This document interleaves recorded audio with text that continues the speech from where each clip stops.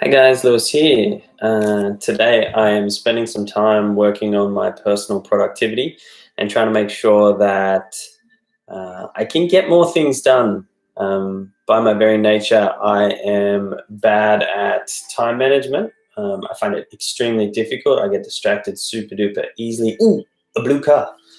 That sort of thing. So it takes a lot of time, effort, and energy for me to stay on top of tasks and make sure that I can get through them. Now, I keep a notepad that is like just a brain dump of all the stuff that I need to do on a daily basis, and I just sort of blot stuff down, write it out. Um, it's not a bullet journal method. I don't sort of go through and add icons and make it sort of super duper streamlined from that point of view, but I'll do like scratchy drawings and things like that. Um, I think I need to use this more because while I've been using a lot of different apps, while I'm trying to build a productivity app myself, which is essentially just a new tab Kanban board that you can use to quickly add tasks, track time, add subtasks. I think there needs to be a paper component because that is what it sort of prevents anxiety, and it lets you get thoughts on a page without sitting there trying to think about how to add a task. One of the worst things you can do is sit there spending all your time trying to manage your tasks as opposed to actually doing the work. So, I mean, the fastest way to get through that work is to get it out of your head and either into an application or onto paper.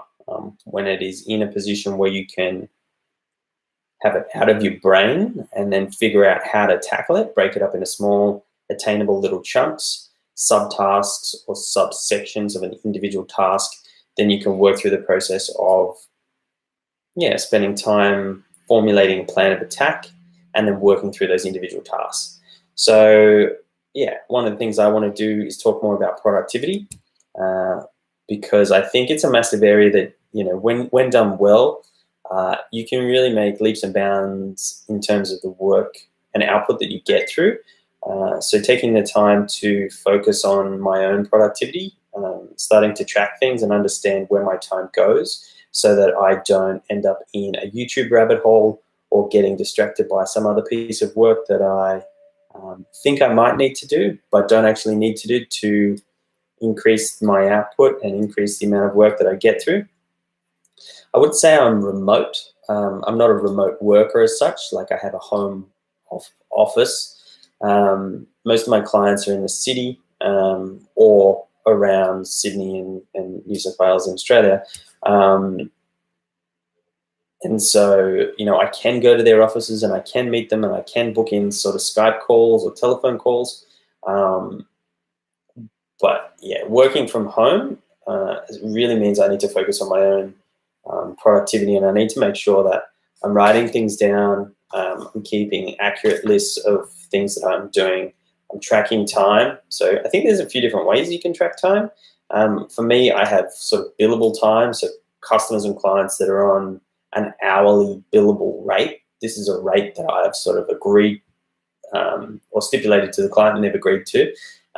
And essentially I book time against a time tracking tool. I use FreshBooks. I think it's amazing.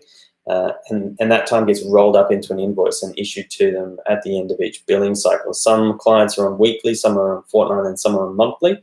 I've recently just gone through the process of removing my 30-day terms because it was absolutely killing my cash flow. And I've changed my invoices to be due on receipt. I think that's a really good way to do it. And then at 30 days, they start accruing late fees. It might sound harsh, but like if you're sitting around waiting for cash so that you can keep living, you need a plan in place to get that money. So invoices due on receipt. Invoices are created by rolling up time that I've accrued against individual tasks, and those tasks essentially form the basis of the invoice. And I also manage additional time with just a Pomodoro time tracker, something that is small and malleable and easy to use, and just lets me keep a bit of a track or a time review and incremental time tracking against tasks in a bit more of a sort of a relaxed basis. Because when you're working on tasks for a customer, you might block out sort of 3-hour blocks at a time, and there might be some significant back and forth with the client during that period of time. You might jump on a Zoom call, they might be on Slack, they might be on the telephone, and so it's easy to sort of chunk out that time. Whereas some of the smaller day-to-day tasks might just be individually recorded, so that I can stay on top of my mindset when doing a task. Because if there's one task and it has 5 subsections, I might want to allocate 25 minutes to that task so that I can do it justice, not rush through it, make sure I've really done it well, and then have a bit of a break after that 25-minute block. Get up, go for a walk, have a coffee, have a tea, walk outside, go get some water, whatever it might be, and that lets me reset for the next task that I'm about to work through.